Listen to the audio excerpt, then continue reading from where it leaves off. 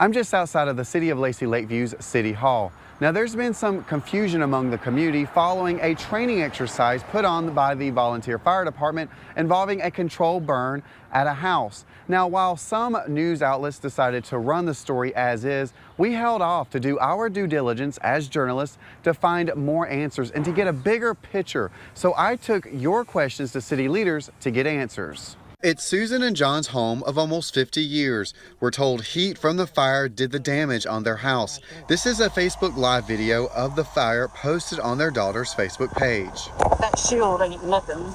City officials told me this shield of water is put in place to be a protective barrier in trainings just like this. Done this many a times over the years that I was in the fire department with my other fire chiefs back in the day. Never really had nothing like this ever happened. Got out of control a little bit, but again, we focused on keeping the people's house safe. Now the Mays just want their home repaired to just like it was before, and they also want an ozone machine brought in to take any remaining toxins out. I expect them to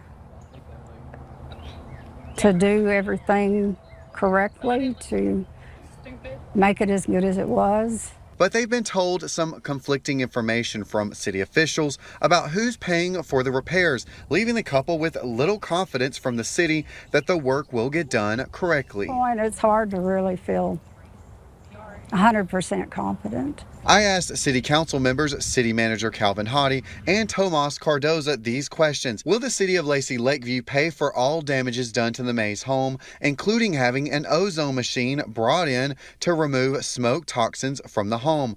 Will these damages be filed on the City of Lacy Lakeview's insurance, or does Mr. Calvin Hottie plan to pay for the damages out of pocket? Will an inspector be brought in to assess the damage? Along with other questions like these emailed to me by a viewer.